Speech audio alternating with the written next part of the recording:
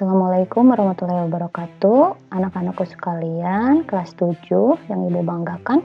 Sebelum kita masuk ke bab 2, kita bahas tugas minggu lalu terlebih dahulu ya. Baik, kemarin soal yang pertama yaitu ukurlah luas daun berikut ini. Ya, di sini sudah ada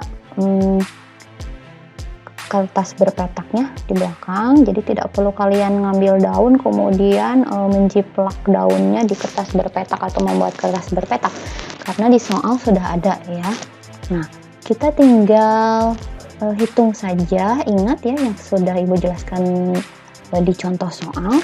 Jadi hitunglah kotak penuh dan kotak setengah penuh. Nah, kita hitung ya, di sini ada 1, 2, 3, 4, 5, 6, 7, 8, 9, 10. Nah, itu yang kotak penuh dan kotak setengah penuh. Jadi, perkiraan luas daun di atas ini adalah 10 cm persegi. Nah, karena setiap kotaknya itu bernilai 1 cm persegi. Nah, itu untuk soal yang nomor 1. Gampang kan? Kemudian untuk soal yang nomor 2, yaitu cara termurah membeli minuman ya. Nah, yang jadi pertanyaan adalah berapa volume minuman yang diperoleh dari 1 botol dan berapa volume yang diperoleh dari 6 kaleng. Nyatakan setiap jawabanmu dalam liter. Nah, jadi langsung saja kita konversi atau rubah ke satuan liter ya. 1 botol besar itu 2 liter ya, di dalam soal sudah ada. Jadi 1 botol besar itu 2 liter. Nah, 2 liter itu harganya 10.000. Jadi 10.000 dibagi 2 liter. Harganya sama dengan 5.000 per liter. Nah, ini untuk yang botol besar. Kemudian bagaimana yang 6 kaleng ya? 6 kaleng 6 kali 250 ml. Ya, atau 1000. Jadi yang nomor satunya kita rubah dulu, konversi dulu ke dalam satuan liter ya. Jadi 1 botol besar itu 2 liter, itu harganya 10.000. Kemudian jadi 10.000 ini dibagi 2 liter, jadi per liternya itu 5.000 rupiah. Jadi langsung kita dapat ya harga per liternya. Kemudian yang kaleng bagaimana? Nah, yang kaleng ini kan 6 kaleng. 6 kali 250 ml ya. 250 ml ini karena satuan yang diinginkan dalam satuan liter, jadi kita harus konversi dulu, rubah dulu ke liter. Nah, kita kalikan dulu 6 kali 250 ml itu 1500 ml atau sama juga dengan 1,5 liter. Dari mana 1,5 liter? 1.500 dibagi 1000 dari mililiter ke liter naik 3 anak tangga, berarti dibagi 1000. Jadi hasilnya 1,5 liter. Kemudian harganya 1 kalengnya itu 2.000. Jadi 6 kali 2.000 rupiah, hasilnya 12.000. Jadi 12.000 dibagi 1,5 liter, hasilnya 8.000 per liter. Jawaban nomor 2-nya berapa? Ya, yang lebih murah itu yang mana? Jadi yang lebih murah adalah membeli 1 botol besar karena harga per liternya adalah 5.000. Nah, itu jawaban untuk soal nomor 2. Kita lanjut ke nomor 3 ya. Nomor 3, jika kamu akan membeli minuman segar, ini masih berhubungan dengan soal sebelumnya ya. Anggarannya ada 50.000. Jadi tadi kan minimal 2 liter itu 10.000. Jadi dengan anggaran 50.000 kita bisa mendapatkan minuman botol 2 liter sebanyak 5 botol. Jadi 5 kali 2 liter kita mendapatkan 10 liter minuman segar dari anggaran 50.000 tersebut. Selanjutnya nomor 4, ini soal mengenai konsentrasi larutan.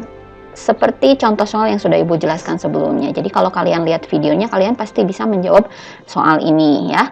Di sini ada 20 gram gula berarti massa terlarut, dan segelas air 125 ml. Karena yang diinginkan dalam satuan gram per liter, nah ini yang belum samanya 125 ml dikonversi dulu, dirubah ke dalam liter. Kita masukkan ke dalam rumus konsentrasi larutan. Konsentrasi larutan sama dengan massa terlarut dibagi volume pelarut. Nah, massa terlarutnya 20 gram dibagi 125 ml. 125 ml-nya dirubah dulu ke liter. Dari mililiter ke liter naik, berarti kalau naik dibagi 1000. Dari mana 1000? Karena naiknya 3 anak tangga, berarti dibagi 1000. 125 dibagi 1000, 0,125. Jadi 20 dibagi 0,125, hasilnya 160 gram per liter. Itu jawaban soal nomor 4. Jawaban soal nomor 5 ini mengenai laju pertumbuhan ya. Laju pertumbuhan dari jagung itu pertambahan tinggi dibagi selang waktu ya. Pertambahan tingginya tinggi akhir dikurangi tinggi awal. 17 cm dikurangi 10 cm. Hasilnya 7 cm. Karena yang diinginkan dalam satuan hari, di sini masih 2 minggu, berarti 2 minggunya kita rubah dulu ke hari. 2 minggu berapa hari? 2 minggu dikali 7 hari. Jadi 14 hari. Jadi 7 cm dibagi 14 hari, hasilnya 1/2 atau 0,5 cm per hari. Jadi laju pertumbuhan dari jagung kepas itu 0,5 per harinya, 0,5 cm per harinya, bertambah tingginya itu 0,5 cm. Itu untuk pembahasan soal minggu lalu. Kita lanjut ke bab 2. Baik, kita masuk ke bab 2 yaitu klasifikasi makhluk hidup. Assalamualaikum warahmatullahi wabarakatuh. Selamat pagi anak-anak. Kita berjumpa lagi di pelajaran IPA.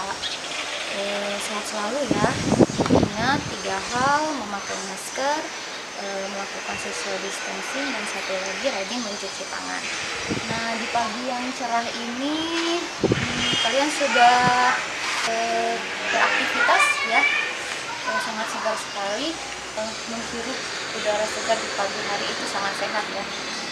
Nafas, kemudian hembus. Kita sekarang akan mempelajari benda di sekitar kita ya.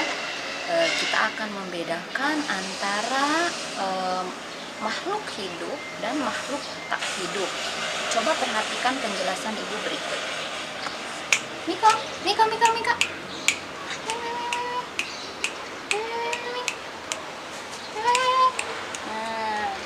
Nah ini Niko ya. Jadi setelah saya ibu panggil ya, dia menghampiri.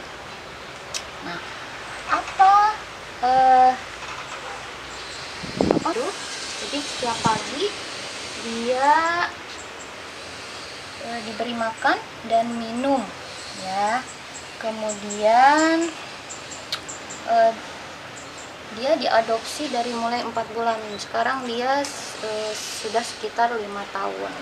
Nah, kemudian selain kucing atau hewan kucing ini juga ada tumbuh-tumbuhan. Contoh mangga ini waktu awal mula dibeli itu sekitar 50 cm ya. Sekarang sudah tinggi besar kemudian berbuah. Nah, setiap pagi juga tumbuhan ini disiram, kemudian setiap seminggu sekali juga diberi pupuk. Contohnya penggunaan pupuk cair ini ya. Nah, pupuk cair ini terbuat dari rendaman cangkang bawang merah dan bawang putih. Jadi kalau cangkang-cangkang bawang merah itu tidak usah dibuang ya. Ini bisa dipakai untuk pupuk cair tumbuh-tumbuhan di rumah kalian. Nah, kemudian di pohon ini juga ada burung ya. Di atas itu ada sarang burung ya. Nah, lalu apa bedanya dengan bola basket ini ya? Apakah bola basket ini berkembang biak? Apakah bola basket ini bernafas ya? Nah, kita akan mempelajari ciri-ciri makhluk hidup dan benda tak hidup di pertemuan kali ini. Nah, sebelum itu kita akan mengklasifikasikannya terlebih dahulu berdasarkan ciri-ciri hidup dan tak hidup. Nah, setelah kalian tadi menyimak mengenai penjelasan dari Ibu, ya. Nah, kalian silahkan isi ayo kita lakukan berikut ini, ya. Jadi kalian tinggal masukkan ciri-ciri dari kucing, ya. Kemudian mobil-mobilannya tadi Ibu contohkan bola basket, ya. Silahkan kalian isi tabel ini. Jangan lupa ditulis terlebih dahulu, kemudian isi tabelnya, ya. Setelah itu bandingkan dan simpulkan. Kemudian, nah, kita akan melihat ciri-ciri benda di lingkungan sekitar. Nah, di lingkungan sekitar kita terdapat banyak sekali benda, ada mobil, motor, sepeda, sepatu, pensil, udara, papan tulis merupakan bentuk benda. Nah, setiap jenis benda mempunyai sifat atau ciri yang membedakan dari jenis benda yang lain. Nah, kita akan memahami mengenai karakteristik benda. Nah, di sini ya bisa terlihat dari karakteristik dari benda-benda tersebut, ya. Seperti karakteristik dari ban itu seperti ini, kemudian kaca dan baja. Nah, apa ciri-ciri makhluk hidup? Nah, lakukan dulu langkah-langkah pengamatan berikut ini. Nah, kalian amati di sini ada bola, kemudian ada ban, ya, kemudian ada makhluk hidup, ada helikopter, ya. Nah, kemudian ada tas. Nah, ini benda-benda di lingkungan sekitar kita. Nah, kemudian diskusikan, ya, diskusikan. Nah, setelah diskusi, kemudian isi tabel berikut ini, ya. Isi tabel berikut ini. Kemudian setelah itu mengklasifikasikan benda, ya. Bentuk benda, ya. Bentuknya bagaimana? Apakah bulat, kotak, ya, kubus misalnya. Kemudian ukurannya bagaimana? Apakah besar, kecil, warnanya bagaimana? Merah, abu-abu, putih, hitam misalnya. Keadaan permukaannya bagaimana? Halus atau kasar, ya. Bahan penyusunnya apa? Misalnya plastik, kaca atau bagaimana. Nah, silahkan klasifikasikan, kelompokkan benda-benda di sekitarmu. Misal di rumahmu, ya. Di rumahmu misalnya tadi bola basket itu bentuknya bulat, warnanya orange, ya. Kemudian ukurannya besar, misalnya permukaannya kasar, ya, bahannya itu dari karet misalnya, seperti itu. Nah, itu silakan 3 benda saja yang ada di rumahmu, ya. Itu saja yang Ibu sampaikan untuk bab 2 klasifikasi makhluk hidup. Tetap sehat dan wassalamualaikum.